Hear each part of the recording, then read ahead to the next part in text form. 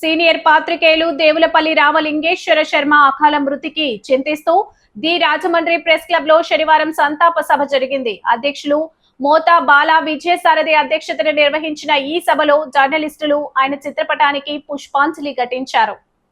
ఆయన ఆత్మకు శాంతి కలగాలని కోరుకుంటూ కొద్దిసేపు మౌనం పాటించారు.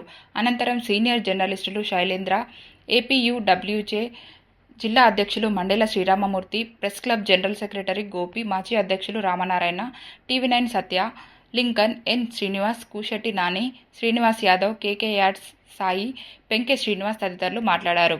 ఎక్కడా ఎవరికీ తలవంచకుండా ఆయన ఆత్మగౌరవాన్ని తగ్గనివ్వకుండా జర్నలిజంలో 40 ఏళ్ల ఆయన ప్రస్థానం అందరికీ ఆదర్శనీయం అన్నారు.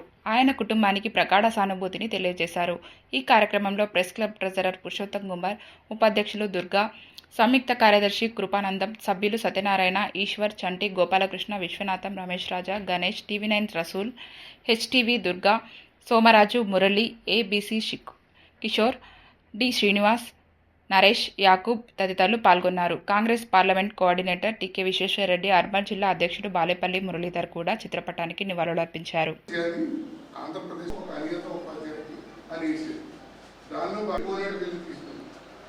దానివల్ల అక్కడ పార్లమెంట్లో 85 శైలేంద్ర గారు ఆంధ్రప్రదేశ్ అవకాశం ఇచ్చారు. సమావేశం జరిగినప్పుడే చిన్నప్పుడు మనం పేపర్ కూర్చుని అయిందని వీళ్ళు చేసుకోవడానికి ప్రయత్నించాను. నాకు చెప్పాడు